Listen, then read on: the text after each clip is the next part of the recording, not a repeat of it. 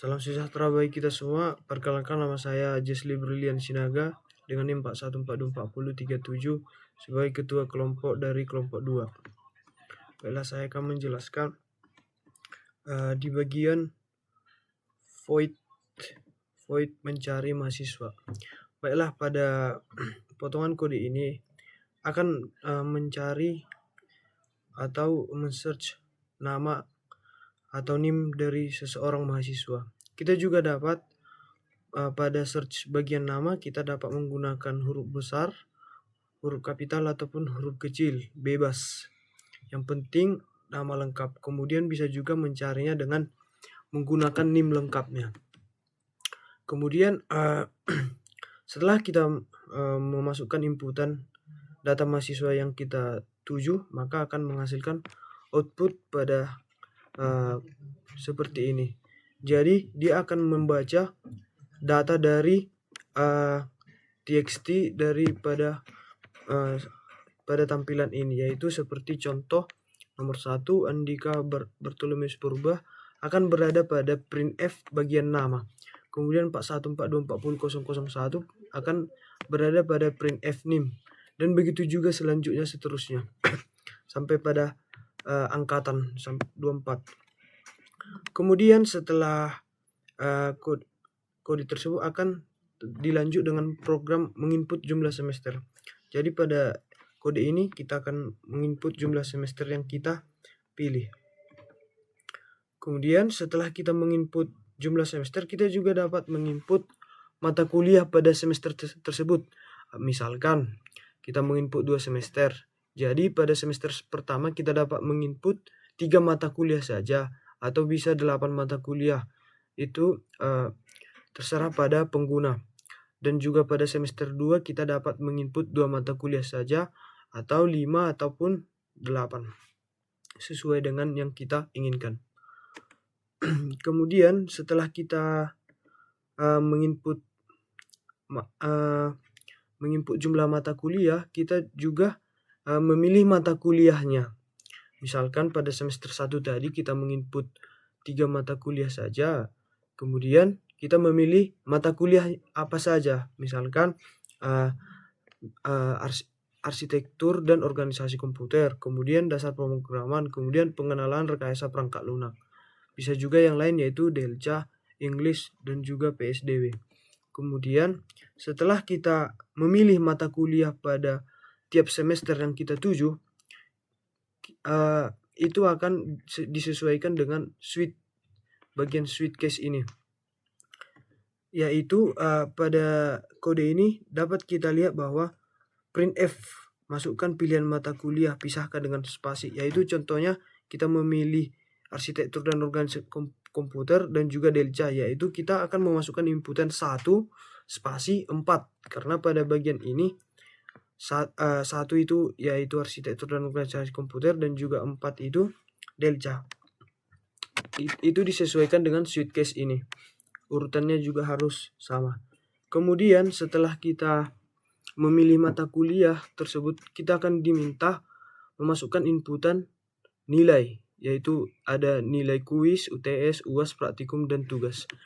Nilai perhitungan nilai ini sesuai dengan silabus pada mata kuliah dasar pemrograman, yaitu kuis 10%, UTS 20%, UAS 20%, praktikum 25%, dan tugas 25%. Kemudian setelah kita selesai menginput nilai sesuai dengan pilihan-pilihan penilaian tadi, kita akan menentukan grade berdasarkan nilai akhir. Misalnya pada satu mata kuliah itu mendapatkan nilai akhirnya adalah 80, maka otomatis grade yang dihasilkan itu adalah A, dimana ini sesuai dengan yang sudah ditentukan pada penilaian ITDEL. Kemudian aku akan ada fungsi akumulasi nilai dari tiap semester. Kemudian menghitung IPK. Jadi jika nilai satu semester tersebut di atas 79,5, maka IPK-nya akan 4. Jika di atas 72 atau sama dengan 72, maka IPK-nya akan 3,5.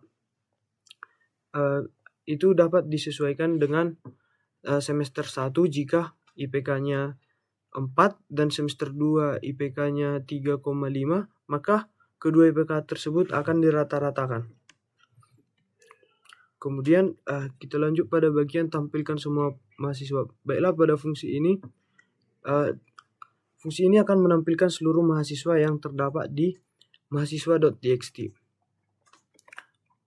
Baiklah,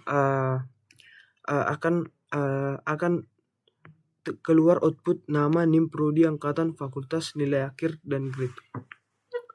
Baiklah, hanya itu yang dapat saya sampaikan saat ini. Semoga apa yang saya sampaikan berguna bagi kita semua.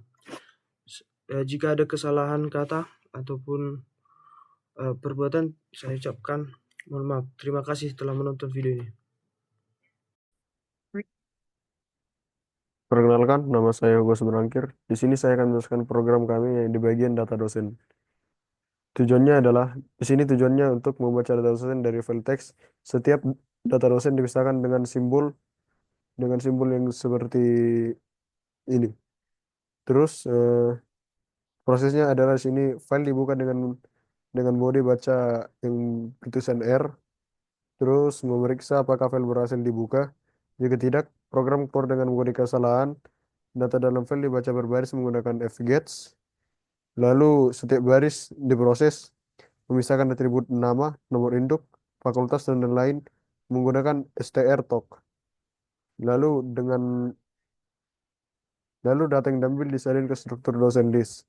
Jumlah dosen bertambah setiap kali data dimasukkan. Terus lalu proses berhenti jika mencapai batas maksimum dosen, seperti ini max dosen.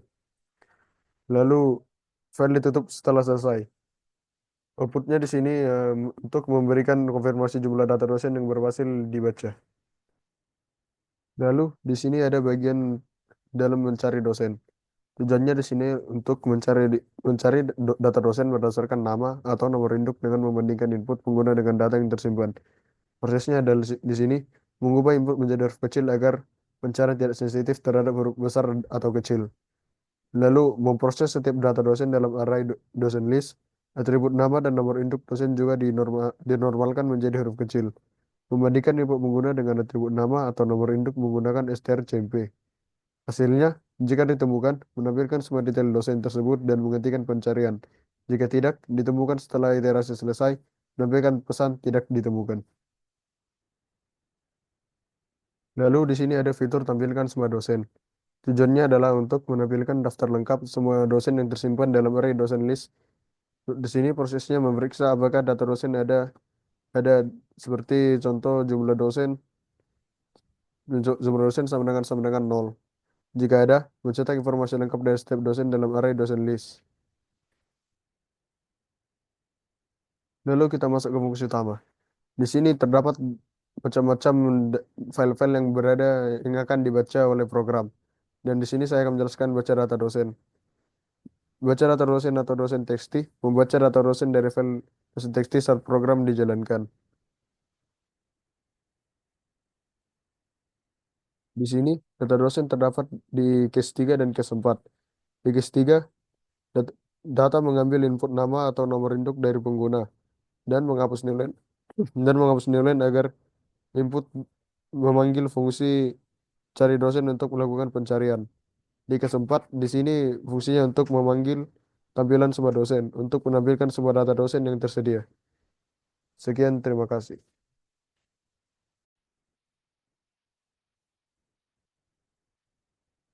Perkenalkan, nama saya Sandra Grace Nainggolan. Di sini saya akan menjelaskan kampus manajemen sistem yang di dalamnya terdapat mencari asdos berdasarkan nama atau nomor induk. Nah, fungsi ini mencari data asdos berdasarkan nama atau nomor induk yang di dalamnya menggunakan loop yang memeriksa semua elemen array. Dalam array asdos list, kemudian nama dan nomor induk dalam data asdos dikonversi ke huruf kecil menggunakan towel agar pencarian tidak sensitif terhadap huruf besar atau kecil. Kemudian fungsi string cmp yang membandingkan input pengguna atau input malware dengan nama atau nomor induk dalam data. Kemudian jika ditemukan data asdos akan ditampilkan menggunakan printf. Jika tidak ditemukan akan ditampilkan pesan bahwa data tidak ada. Kemudian fungsi baca data asdos. Membaca data asdos dari file teks dengan menggunakan format data yang dipisahkan oleh karakter. Ketika file dibuka menggunakan open dalam mode require, fungsi fx membaca setiap baris dalam file ke dalam buffer. Fungsi string talk memisahkan data berdasarkan delimiter. Data yang terpisah disimpan ke dalam struktur asdos list. Di dalamnya terdapat nama asdos, nomor induk, fakultas, program studi, dan mata kuliah.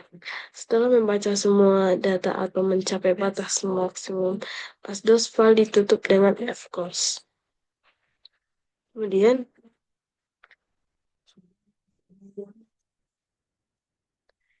fungsi tampilkan semua data asdos. Fungsi tampilkan semua data asdos digunakan untuk menampilkan semua data asdos yang telah dimuat ke memori. Jika tidak ada data jumlah asdos, maka program akan menampilkan pesan bahwa data kosong. Untuk setiap elemen dalam array asdos list, program mencetak data asdos ke layar menggunakan perintah. Array yang menyimpan data asdos di mana setiap elemen adalah struktur berisi informasi asdos yang di mana nama, nomor induk, fakultas, program studi, mata kuliah.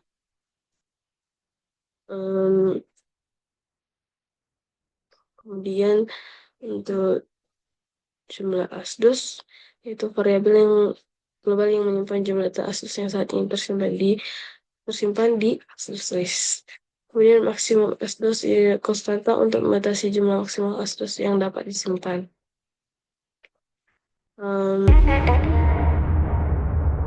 Sekian dari saya, selanjutnya akan dipresentasikan oleh teman saya.